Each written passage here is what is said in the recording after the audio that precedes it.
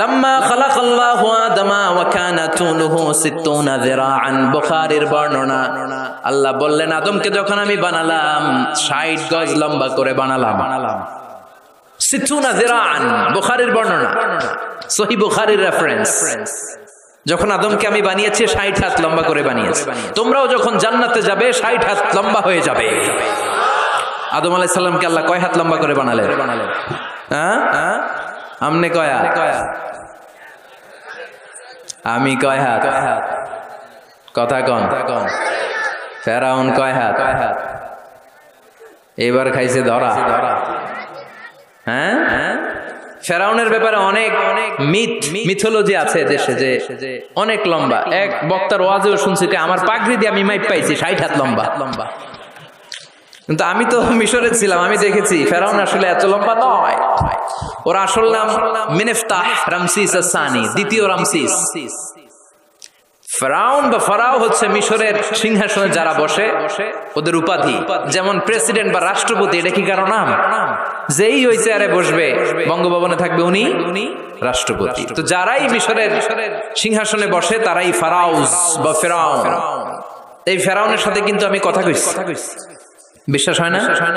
তবে এক পেশে কথা, মানে ও কথা কয় না, আমি কইছি খালি। ও মিয়া এক পেশে কথা হয় না? আপনারা মাঝে মাঝে আল্লাহর সাথে কথা কন না? বলি না আল্লাহ রে অসুস্থ, তুমি দেখো না, সুস্থ করে দাও আল্লাহ। বলি না আমরা বিড়বিড় করে কথা? তো বলি, এক পেশে কথা। তো ফেরাউনের সাথেও আমি বলছি। মিশরে যে আমার অনেক আকাঙ্ক্ষা ছিল যে এইটারে দেখতে হবে আগে, তো ফ্রিতে দেখেছি, ফর ফ্রি। আমাদের আল আজহার ইউনিভার্সিটির যে কার্ড ছিল, ওই কার্ড ছিল জামিয়াতুল আজহার শরীফের কার্ড, ওটা দিয়ে আবার ফ্রিতে অনেক জায়গায় যাওয়া যায়। তো একবারই দেখেছি আমি মিশরের রাজধানী কায়রোর যে জাতীয় জাদুঘর, ওদের রয়্যাল মোমিস চেম্বারের 2nd ফ্লোরে ওকে শোয়া রাখা হয়েছে। তো অনেক আশা ভরসা নিয়ে গেলাম, ঢুইকাই দেখি ওই রুমের ভিতরে ফেরাউন চাচা শুয়ে রয়েছে। তো যেই ফেরাউনকে জিজ্ঞেস করলাম, হেই ম্যান, হোয়াটস আপ, কেমন আছো? কিন্তু ওর মুখ দিয়ে কোনো কথা নাই। অনেক কিছু জিজ্ঞেস করলাম যে তুই এত বড় কলিজা হইলো কেমনে, তুই আমার নবী মুসারে ধমক দিলি কি করে? আল্লাহর পয়গম্বরকে তুই ধমক দিয়েছিস, তোর এত বড় বকের পাটা কেটে। অনেক কথা বললাম, কিন্তু আজকে ওর কোনো আওয়াজ নাই। আমিও পাইছি সুযোগ, আমার করার সুযোগ নাই। ইচ্ছা মতো দোলাই করলাম ফেরাউন রে। আল্লাহু আকবার। ওর ধমকিতে নাকি মিশরের জমিন কাঁপতো, কিন্তু আজকে ওরা শুটকি বানায় রাখছে কে? এজন্য ওর মতো গাদ্দারে যদি এখনো কেউ করে, ওর থেকে শিক্ষা নেওয়ার দরকার আছে না নাই? এজন্য আল্লাহ ডেকে বললেন, গোলাম, মানুষের পেটের সমস্যা বড় সমস্যা না, যৌন সমস্যা বড় সমস্যা না। মানুষ বানর না, মানুষ আশরাফুল মাখলুকাত, মানুষ সৃষ্টির সেরা, ঠিক কিনা? আবার মানুষ সবচাইতে শক্তিশালী, জানেন না? মুসনাদে আহমদ ইবনে হাম্বলের বর্ণনা, আল্লাহ যখন পৃথিবী সৃষ্টি করলেন, পৃথিবী কাঁপতে শুরু করেছিল। পৃথিবীর কাঁপাকাঁপি দেখে আল্লাহ পৃথিবীতে পাহাড় গেড়ে দিলেন। ওয়াজআলনাল জিবালা, কথা বলে না এত হাফেজ, ওয়াজআলনাল জিবালা আওতাদা, পাহাড়কে আমি পেড়েগের মতো গেড়ে দিয়েছি। আল্লাহ 7টা টেকটনিক প্লেট তৈরি করলেন। 7 tectonic plates create the mountain range on earth. 7টা টেকটনিক প্লেট পৃথিবীতে পাহাড় তৈরি করেছে। আল্লাহ 7টা পাহাড় দিয়ে পৃথিবীর কাঁপাকাঁপি বন্ধ করে দিলেন। ফেরেশতারা এটা দেখে অবাক। ফেরেশতারা বললেন, আল্লাহ, পৃথিবী কাঁপছিল আর আপনি পাহাড় গেড়ে দিয়ে পৃথিবীর কাঁপাকাঁপি থামিয়ে দিলেন। পাহাড়ের এত শক্তি। হাল মিন খালকিকা আশাদ্দু মিনাল জিবাল। হে আল্লাহ, আপনার সৃষ্টির মধ্যে পাহাড়ের চাইতে শক্তিশালী কি কিছু আছে? সুবহানাল্লাহ কইবেন না? আল্লাহ বললেন, নাম আছে। সেটা হচ্ছে আল হাদিদ, মানে লোহা। কারণ লোহা পাহাড়ের ভিতরে ঢুকাই দেওয়া যায়। সুবহানাল্লাহ বাড়িতে গিয়া বললেন। আবার এই আল হাদিদ নামে আল্লাহর কোরআনে একটা সূরা আছে না নাই? সূরার নাম কি? সবাই বলেন, ওয়া আনজালনাল হাদিদা ফীহি বাসুন শাদীদ।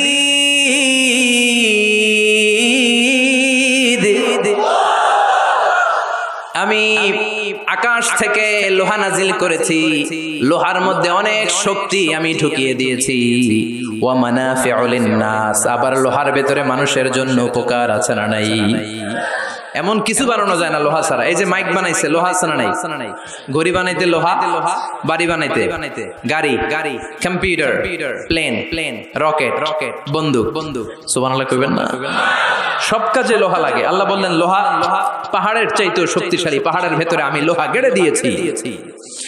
ফেরেশতারা বললেন মাবুদ, বুঝলাম পাহাড়ের চাইতেও লোহা বেশি শক্তিশালী। হাল মিন খালকিকা শাইউন আশাদ্দু মিনাল হাদিদ, এবার আমাদেরকে বলেন আপনার সৃষ্টিকুলের মধ্য থেকে লোহার চাইতেও শক্তিশালী কিছু আছে নাকি?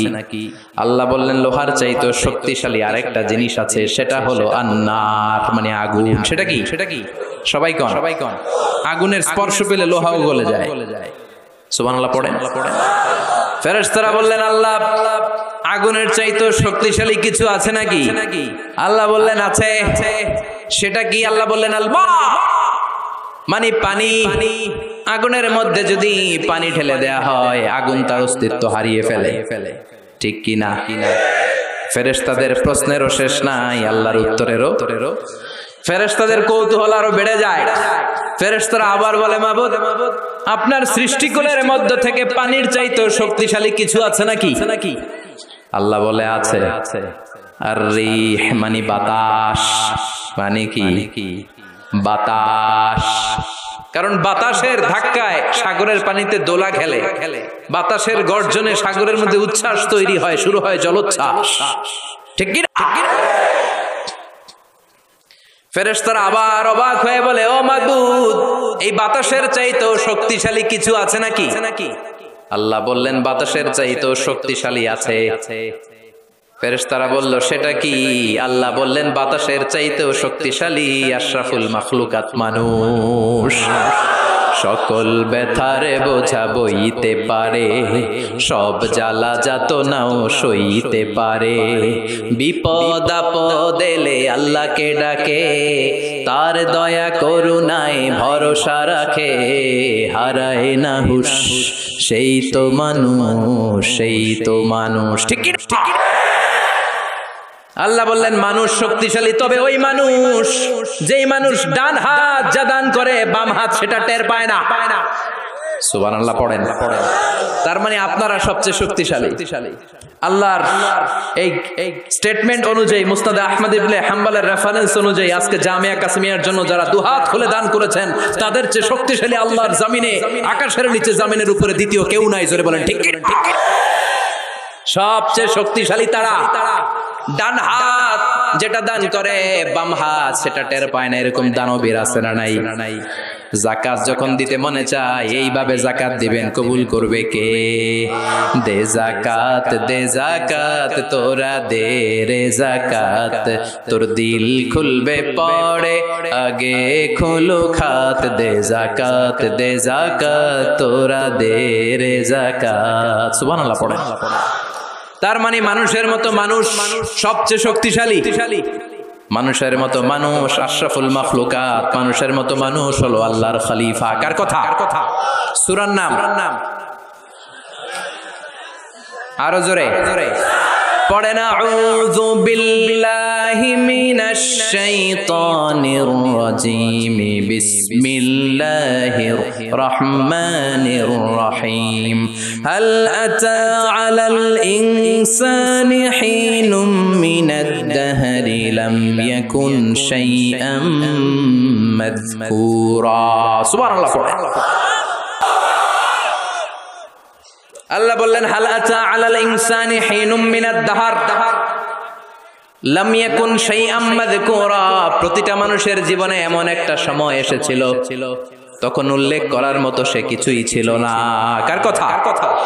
প্রতিটা মানুষের জীবনে একটা সময় এসেছিল উল্লেখ করার মতো সে কিছুই ছিল না। এই যে হাল দিয়ে আল্লাহ শুরু করেছেন, এই ইস্তেফহামটাকে বলে ইস্তেফহাম তাকরীরি। এখানে হাল বিমানা কদ, হাল আতা ইয়ানি কদ আতা আলাল ইনসান হিনুম মিনাদ দাহর ওয়া কদ লিতাহকিক। কদ আসে সুনিশ্চিত একটা ভাব দেখানোর জন্য। সুবহানাল্লাহ পড়ো।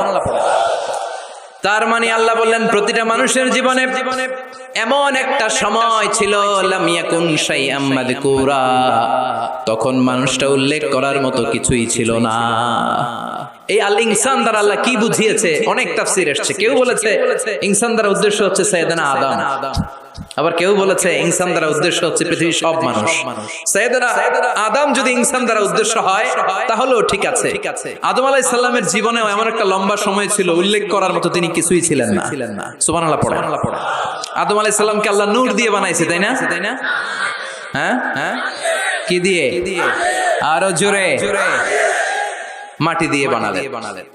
রাইসুল মুফাসসিরিন আব্দুল্লাহ ইবনে আব্বাস বলে পৃথিবী থেকে আল্লাহ তাআলা মাটি নিয়ে আসলেন ফেরেশতাকে দিয়ে। ওই মাটিটার ধরন ছিল তিনুন লাজিব, এঁটেল মাটি। এঁটেল মাটি দিয়ে এত আঠা কিছু বানানো যায় না। ওই এঁটেল মাটির উপরে আল্লাহ 40 বছর বৃষ্টির পানি ঢাললেন। সুবহানাল্লাহ পড়েন। আকাশ বললেন ইয়া সামা আমতিরি আলাইহি 40 সানা, 40 বছর এঁটেল মাটির মধ্যে তুই বৃষ্টি ঢাল। 40 বছর বৃষ্টি ঢালার পরে এঁটেল মাটি হয়ে গেল কাদা মাটি, হামাইম মাসনুন। এবার হামাইম মাসনুন থেকে আল্লাহ সাইয়েদনা আদমের 60 গজ লম্বা দেহটা বানালেন, মূর্তি। এভাবে মূর্তিটা রয়ে গেল 40 বছর। তারপর আল্লাহ সূর্যরে বললেন ইয়া শামসু হাররিকি আলাইহি 40 সানা, ও সূর্য মাটির আদমের দেহের উপরে এবার 40 বছর তুই কিরণ দে, তাপ দে। 40 বছর মাটির আদমের দেহের উপরে যখন সূর্যের তাপ পড়ে গেল, আদম হয়ে গেল সলসালিন কাল ফাখার, টনটনে মাটি। সুবহানাল্লাহ।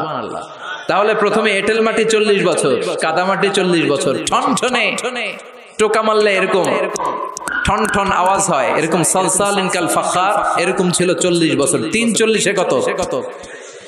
120 বছরের এই লম্বা সময়ে লাম ইয়াকুন শাইআম মাযকুরা, উল্লেখ করার মতো আদমের কিছুই ছিল না। সুবহানাল্লাহ পড়েন। কারণ আদমের ভেতরে তখন আল্লাহ রূহ ফুঁকে দেয় নাই, রুহের ফুৎকার তখনও দেয় নাই, তাই লাম ইয়াকুন শাইআম মাযকুরা, উল্লেখ করার মতো আদম কিছুই ছিল না। এই পৃথিবীতে মানুষ বানানোর 3টা ক্যাটাগরি আল্লাহর, চিল্লায় বলেন কয়টা? বাবা নাই, মা নাই। এই পদ্ধতিতে আল্লাহ আদম আলাইহিস সালামকে বানালেন। আবার মা আছে, বাবা নাই। এই পদ্ধতিতে রব্বুল আলামিন ঈসা আলাইহিস সালামকে বানালেন। আবার বাবাও আছে, মাও আছে। এই পদ্ধতিতে আল্লাহ আমাদের সবাইকে বানিয়েছেন। ঠিক কিনা? আদম আলাইহিস সালামের 120 বছর লাম ইয়াকুন শাইআম মাযকুরা। বুখারীর বর্ণনায় আমাদেরও জীবনের এমন 120 দিন কেটেছে যখন আমরা লাম ইয়াকুন শাইআম মাযকুরা, উল্লেখ করার মতো আমরা কিছুই ছিলাম না। সুবহানাল্লাহ পড়েন। ইন্না আহাদাকুম ইউজমাউ খালকুহু ফি বাতনি উম্মিহি 40 ইয়াওমান সুম্মা ইয়াকুনু আলাকাতান মিসলা যালিক সুম্মা ইয়াকুনু মুদগা মিসলা যালিক। আল্লাহু আকবার। তোমাদের সৃষ্টিটাও তোমাদের মায়ের পেটে এই পদ্ধতিতে হয়েছে। প্রথমে 40 দিন তোমরা ছিলা নুতফা, তারপরে 40 দিন তোমরা ছিলা আলাকা, তারপরে 40 দিন তোমরা ছিলা মুদগা। 340-এ এই 120 দিন যাবত আমরা লাম ইয়াকুন শাইআম মাযকুরা, উল্লেখ করার মতো আমরা কিছুই ছিলাম না। আমার কোনো নাম ছিল না, গ্রাম ছিল না, আমার কোনো পরিচয় ছিল না, আমার কোনো অস্তিত্ব ছিল না। একেবারে জিরো থেকে আমাকে আশরাফুল মাখলুকাত মানে হিরো বানিয়েছে কে? এজন্য আল্লাহ বললেন হাল আতা আলাল ইনসানি হিনুম মিনাদ দাহরি লাম ইয়াকুন শাইআম মাযকুরা। প্রতিটি মানুষের জীবনে এমন একটা সময় ছিল উল্লেখ করার মতন সে কিছুই তখন ছিল না। ইন্না খালাকনাল ইনসানা মিন নুতফাতিন আমশাজিন নাবতালি ফাজআলনাহু সামিআন বাসীরা। পড়েন আল্লাহু আকবার। আল্লাহ বললেন ইন্না খালাকনাল ইনসানা মিন নুতফাতিন আমশাজ, মানুষকে আমি মিশ্রিত বীর্য থেকে বানিয়েছি। কার কথা? আমার এমফিল এর রিসার্চ ছিল এটা নিয়ে, তো ভাবলাম আমার রিসার্চ নিয়ে কিছু কথা আপনাদের সাথে শেয়ার করি। আমার এমফিল এর রিসার্চের টপিক ছিল embryology, the embryology in the holy Quran, how the little embryo develops in mother's womb. মায়ের পেটে বাচ্চার ছোট্ট ভ্রূণটা কেমন করে ডেভেলপ করে 8 মাস 9 মাস পরে কেমন করে জমিনে আসে, এটার উপর আমার গবেষণা ছিল। এমব্রয়োলজি বাংলা হচ্ছে ভ্রূণতত্ত্ব, ইলমুল আজিন্না আরবিতে কি ইলমুল আজিন্না, ভ্রূণতত্ত্বের উপর আমার রিসার্চ ছিল। আর পিএইচডি রিসার্চ হচ্ছে the behavioural characteristics of the human being in the holy Quran. মানুষের আচরণগত, এক এক মানুষের এক এক আচরণ। এক বাবার 5 ছেলে, একটা যায় এদিকে আরেকটা যায় ওদিকে, আরেকটা সামনে হাঁটে আরেকটা হাঁটেই না। আছে না নাই? এক একটা আচরণ। তো মানুষের আচরণের ব্যাপার আল্লাহ কোরআনে কি বলেছেন, এটা নিয়ে আমার পিএইচডি থিসিসের রিসার্চের টপিক। সেজন্য আল্লাহ আমাদেরকে প্রথমে বানিয়েছিলেন নুতফা।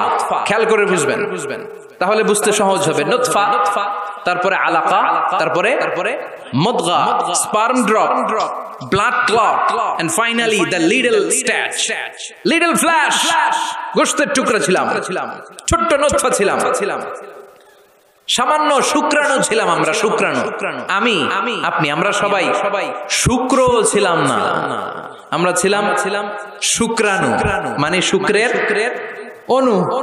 আমরা ডিম্ব ছিলাম না, আমরা ছিলাম ডিম্বাণু। আরবিতে বলে আল বুয়াইদা আল উনসাউইয়া, বাইদানা বুয়াইদা তাসগীর, আল বুয়াইদা আল উনসাউইয়া। ডিম্বাণু, ডিমের অণু ছিলাম, শুক্রের অণু ছিলাম। এক ফোঁটা শুক্রের ভিতরে 20 কোটি শুক্রাণু থাকে, ওইটার একটা ছিলাম আমি, সলিমুদ্দিন। সুবহানাল্লাহ কইবেন না? এই শুক্রের ভেতরে যে প্রাণ আছে, 1977 এ হাম আর লিয়েন হুক, এই দুইজন বিজ্ঞানী মাইক্রোস্কোপ দিয়ে তারা শুক্রের ভেতরে, বীর্যের ভেতরে ছোট ছোট কি যেন নড়াচড়া করে, প্রাণের অস্তিত্ব তারা সেখানে খুঁজে পেয়েছে। এরপরে sir William case more, the developing human being, উনি একজন অ্যানাটমিস্ট, হিউম্যান বডি অ্যানাটমি নিয়ে গবেষণা করে। তিনি আরো ডেভেলপ রিসার্চ আবিষ্কার করেছেন মানুষের বড় হওয়ার উপরে। পড়েন সুবহানাল্লাহ। এজন্য আল্লাহ বলেন তুমি খুবই ক্ষুদ্র ছিলা, বাবার পিঠ থেকে মায়ের পেটের ভেতরে তোমারে ঢুকায়া দিয়েছে কে? ফালইয়ানযুরিল ইনসানু মিম্মা খুলিকা, খুলিকা মিম্মা ইন দাফিক ইয়াখরুজু মিন বাইনিস সুলবি ওয়াত তারাইব। বাবার পৃষ্ঠদেশ থেকে, মায়ের গর্ভদেশে সবেগে সামান্য একটা নাপাক পানি থেকে তোরে এত বড় করলো কে? তোরে হিরো থেকে জিরো বানালো কে? আমাদের কোনো নাম ছিল না, আমার কোনো গ্রাম ছিল না। কত ক্ষুদ্র ছিলাম আমি, কত তুচ্ছ ছিলাম আমি, কত নগণ্য ছিলাম আমি। আমাদের সৃষ্টি প্রক্রিয়ার দিকে আমাদেরকে নজর করতে দিয়ে আল্লাহ বুঝাতে চাইলেন অহংকার করিস না, অহংকার করার মতো কিচ্ছু তোর মাঝে নাই। চিৎকার করে বলতে হবে ঠিক কি না? স্পার্ম ড্রপ, ওভাম, দুইটা মিলে তৈরি হলো জাইগোট, ভ্রূণ কোষ। সেখান থেকে ডেভেলপ করে তৈরি হলো এমব্রয়ো, মানে ভ্রূণ। এটা ছিল ব্যাঙ্গাচির মতো যোগ। বর্ষাকালে ব্যাঙ্গের পোনা দৌড়ায়, ছোট বাচ্চারা কুড়ায় নিয়ে আসে ঘরে মাছের পোনা মনে করে। আছে না নাই? এই ঠিক এরকম ছিলাম আপনি আর আমি। এটার উপর আমার অনেক গবেষণা। ব্যাঙ্গের বাচ্চার মতো ছিলাম, জোকের মতো মায়ের জরায়ুর দেয়ালে লেগেছিলাম। এমব্রয়ো থেকে আমরা হলাম ফেইটাস, যেটাকে আরবিতে বলে মুদগা, গোশতের টুকরা। এরপরে আল্লাহ এই ফেইটাসকে ডেভেলপ স্টেজে নিতে শুরু করলেন। এই ফেইটাসের ভিতরে আল্লাহ আমার স্কেলিটন দিলেন, মানে কঙ্কাল ঢুকায় দিলেন। আমার স্কাল দিলেন, মাথার খুলি দিলেন। আমার পিঠে একটা স্পাইনাল কর্ড দিলেন, শির দাঁড়া। এরপরে আমার হার্টের দুটা পার্টিশন করলেন। এরপরে রুহের ফুৎকার দিলেন। এরপরে শুরু হইলো আমার ধপ ধপ ধপ ধপ ধপ ধপ। সুবহানাল্লাহ পড়ে।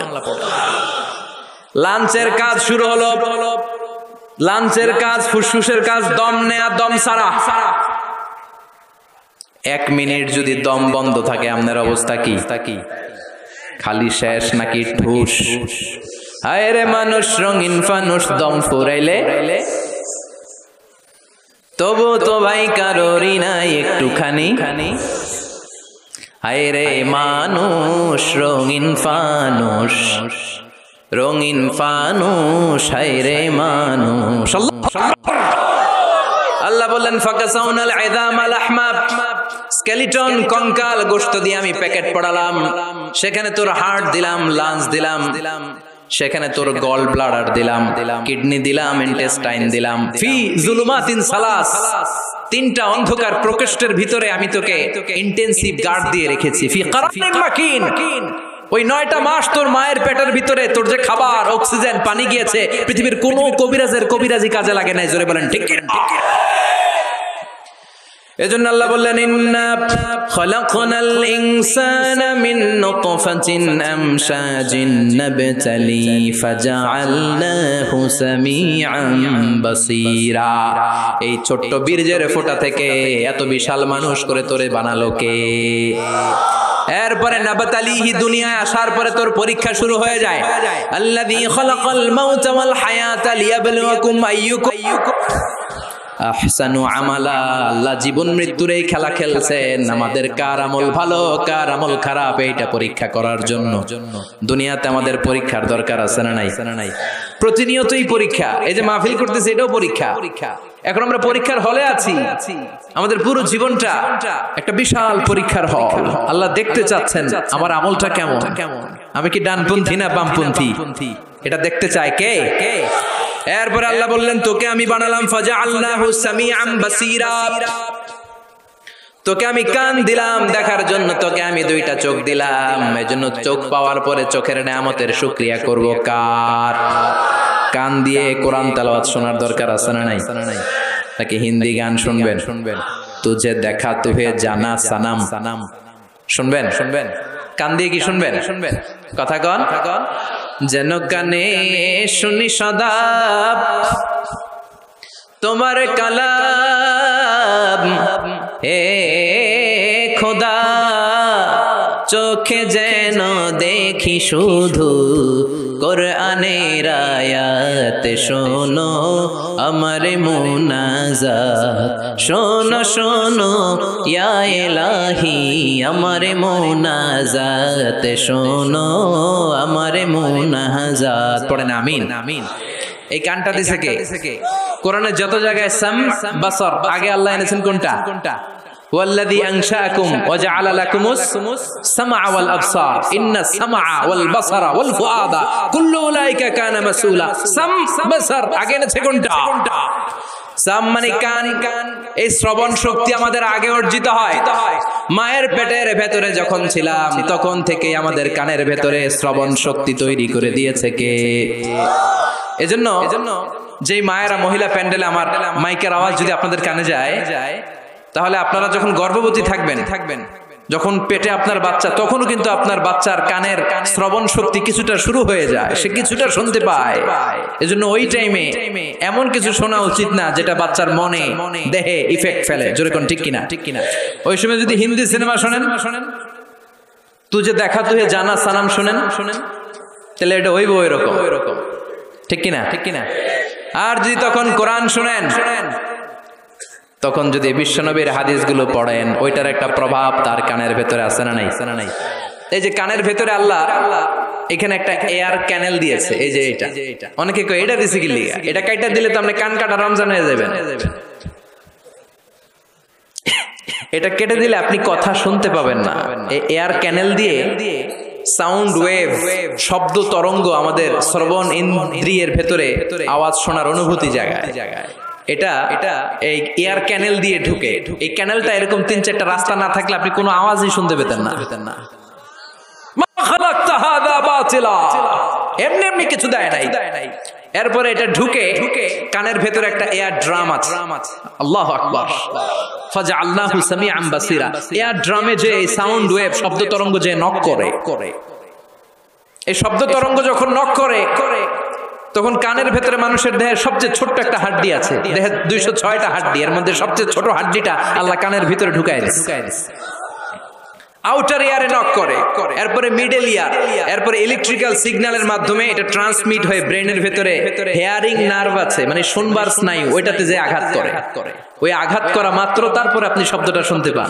এই যে 1.5 ঘন্টা ধরে আমার কথা শুনতেছেন, এই শব্দগুলো আপনার এয়ার ড্রাম, এয়ার ক্যানেল হয়ে outer air, middle air, inner air হয়ে আপনার হেয়ারিং নার্ভ পর্যন্ত পৌঁছার জন্য প্রতিটি শব্দ এরকম প্রসেসিং হয়ে আপনার কানের ভেতরে ঢুকায় দিচ্ছে। এজন্য আল্লাহ বললেন সামিআম বাসীরা, তোরে আমি কান দিলাম, তারপরে সুন্দর তোরে দুইটা চোখ দিলাম। যাদের চোখ নাই তারা জানে চোখ না থাকার কি জ্বালা। এই দুটি চোখ দিয়েছি বলে দেখো যে কত অপরূপ, নয়নাভিরাম খেতে খামারে জুড়াই জ্বালা, বিধুর ধূপ তোমার দেয়া চোখের শুকুর, জানাবো তার ভাষা কই, যতই দেখি ততই যেন পলক ছাড়া চেরই। ঠিক আল্লাহ বললেন আলাম নাজআল লাহু আইনাইন ওয়া লিসানাও ওয়া শাফাতাইন ওয়া হাদাইনাহুন নাজদাইন। ও গোলাম তোরে কে আমি চোখ দেই নাই, চোখ দিয়েছে কে? চিল্লায় বলেন চোখ দিয়েছে কে? 2 মিলিমিটার ডাইমেনশনের এই ছোট্ট চোখ আমার। সবার 2 চোখ আছে তো নাকি অনেকের 1 চোখ? চোখ ছাড়া কেউ আছেন? আহা ওই ভাইদের কি জ্বালা, এটা আপনি বুঝবেন না, আমি বুঝবো না। যারা আল্লাহ দেয় নাই পরীক্ষা নিচ্ছে সে জানে। নাবতালিহি, চোখ না দিও আমি পরীক্ষা করি। তিনি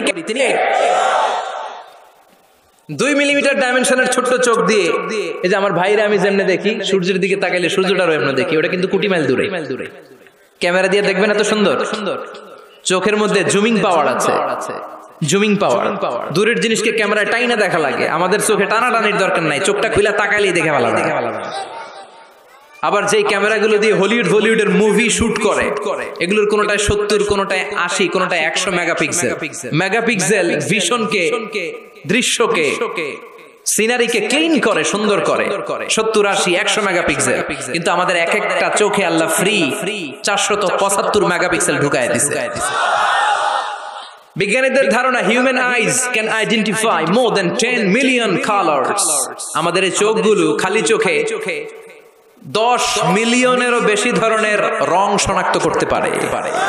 1 মিলিয়নে 10 লাখ, 10 মিলিয়নে কথা কয় না, 1 কোটি, 1 কোটি ধরনের রং আমরা শনাক্ত করতে পারি। সুবহানাল্লাহ পড়বেন না? এজন্য আল্লাহ বললেন ফাজআলনাহু সামিআম বাসীরা, ছোট্ট নাপাক থেকে, শুক্রাণু থেকে তোরে আমি বড় করলাম, চোখ দিলাম, কান দিলাম। এই চোখ দিয়ে শুকরিয়া করবি কার? কান দিয়ে শুকরিয়া কার? দেহের প্রতিটি অঙ্গের জন্য শুকরিয়া করব কার? এরপর আল্লাহ বললেন ইন্না হাদাইনাহুস সাবিলা ইম্মা শাকিরাও ওয়া ইম্মা কাফুরা। ইন্না হাদাইনাহুস সাবিল, নিশ্চয় আমি তোমাদেরকে পথ দেখিয়েছি। আমাদেরকে পথ দেখায় কে? কথা কন। ওয়া আলাল্লাহি কাসদুস সাবিল, পথ দেখিয়ে দেওয়ার কাজ হচ্ছে আল্লাহর। তিনি শুধু সৃষ্টি করেই বসে থাকেন নাই। আল্লাযী খালাকা ফাসাওয়া ওয়া কদ্দারা, কথা কয় না, ওয়া কদ্দারা, সৃষ্টি করেছেন, সুবিন্যস্ত করেছেন, সবকিছুর জন্য পরিমাপ নির্ধারণ করে দিয়েছেন। তারপরে তিনি হেদায়েত দিয়েছেন। আল্লাহ ছাড়া কেউ হেদায়েত দেয় নাকি? আল্লাহর ওলিরা হেদায়েত দেয় না? বড় পীর আব্দুল কাদের জিলানী, বিশ্বনবী, কেউ হেদায়েত দিতে পারে? ইন্নাকা লা তাহদি মান আহবাবতা ওয়ালাকিন্নাল্লাহা ইয়াহদি মান ইয়াশা। ও নবী, আপনি চাইলে কাউরে হেদায়েত দিতে পারবেন না, হেদায়েত দেওয়ার মালিক কে? আল্লাহ দেয়। বিশ্বনবী যদি হেদায়েত দিতে পারতেন তাহলে তো চাচারই হেদায়েত করতেন। চাচার নাম আবু তালেব, হেদায়েত দিতে পারছেন? কথা কন। ইন্তেকালের আগে অনেক বললেন চাচা একবার পড়েন না আশহাদু আল্লা ইলাহা ইল্লাল্লাহ ওয়া আন্না মুহাম্মাদুর রাসূলুল্লাহ। চাচা কয় না, আলা মিল্লাতি আব্দুল মুত্তালিব, আব্দুল মুত্তালিবের শিরকি ধর্মের উপর আমি আমার শেষ নিঃশ্বাস ত্যাগ করলাম। বাঁচাইতে পারে নাই। পৃথিবীতে অনেক বাবা ছিল নবী, ছেলেরা হেদায়েত করতে পারে নাই। ছেলে ছিল নবী, বাবারে হেদায়েত করতে পারে নাই। স্বামী ছিল নবী, স্ত্রীকে হেদায়েত করতে পারে নাই। স্ত্রী ছিল আল্লাহর প্রিয় বান্দি, স্বামীরে হেদায়েত করতে পারে নাই। সাইয়েদনা ইব্রাহিম আল্লাহর নবী, বাবার হেদায়েত হয় নাই। সাইয়েদনা নূহ আলাইহিস সালাম আল্লাহর নবী, ছেলে কানানের হেদায়েত হয় নাই। লূত আলাইহিস সালাম আল্লাহর বড় পয়গম্বর, স্ত্রীর হেদায়েত হয় নাই। আসিয়া গোটা বিশ্বের সব মুমিন নারীদের জন্য মডেল, কাফেরের বউ মুমিন নারীদের মডেল। আসিয়া আল্লাহর প্রিয় বান্দি, কিন্তু স্বামী ফেরাউনের হেদায়েত। কারণ হেদায়েতটা দেয় কে? আল্লাহ হেদায়েতের অনেক মাধ্যম দিয়েছেন। ইম্মা বিল আকল আও বির রিসালা আও বিল কিতাব, আকল দিয়ে আল্লাহ হেদায়েত দেয়। আল্লাহ বুঝাতে চাইলেন তোর আকল খাটা, হেদায়েত পেয়ে যাবে। আকল চিনেন তো, কমন সেন্স। আল্লাহ প্রত্যেককে এটা দিয়ে পাঠায়, এটা অর্জন করা লাগে না, অর্জন করা লাগে ইলম। আর আল্লাহ দিয়ে পাঠায় কি? আকল। আকল আর ইলম দুইটা একসাথে রিফ্লেক্ট করলে ওইটা হিকমা হয়ে যায়, ওইটা উইজডম হয়ে যায়। এই এখানে উঠতেছেন কেন? এই যে আপনারা এদিকে তাকান, উঠতেছেন কেন? বসেন, শেষ করে দেই। হ্যাঁ, ওঠা বসা করবেন না, তাহলে বিশৃঙ্খলা হয়। বসেন। আমরা শুরুতেই ওয়াদা করেছি ওয়াল্লাযীনা হুম লিআমানাতিহিম ওয়া আহদিহিম রাউন। ওয়াদা করলে, প্রতিশ্রুতি দিলে সেটা রাখতে হয়। দুই একজন ওঠা বসা করলে এটা জলসার মধ্যে বিশৃঙ্খলা সৃষ্টি হয়। বসেন। আমরা ইনশাআল্লাহ একসাথে বিদায় নিব। আওয়াজ করে পড়েন ইনশাআল্লাহ। তাহলে আল্লাহ হেদায়েত দেন আকল দিয়ে। আকল, কমন সেন্স খাটালেই আল্লাহরে পাবেন। সাগরে দেখলেই, সাগরের ঢেউ দেখলেই বোঝা যায় সাগরের একজন রব আছে না নাই? ঝর্ণার দিকে তাকালেই বোঝা যায় ঝর্ণার মালিক আছে না নাই? ঝর্ণা ঝর্ণা ঝর্ণা রে, বলনা বলনা বলনা রে, কার বিরহে পাগল পড় তুই, কার মিলনে ফুল ফসলে ভরা রে তোর দুকুল ভুই, কার মিলনে ফুল ফসলে ভরা রে তোর দুকুল ভুই, ঝর্ণা ঝর্ণা ঝর্ণা রে, বলনা বলনা বলনা রে, কার বিরহে পাগল পড় তুই। সুবহানাল্লাহ পড়েন। এরপর আল্লাহ বললেন ইম্মা শাকিরা ওয়া ইম্মা কাফুরা। আমি আল্লাহ পথ দেখিয়ে দিলাম, এবার শাকির হবা না কাফুর হবা এটা তোমার ডিসিশন।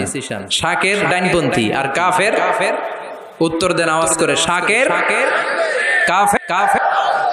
রাস্তা দেখাই দিলেন আর বললেন ডিসিশন ইজ ইয়োর, সিদ্ধান্ত তোমার।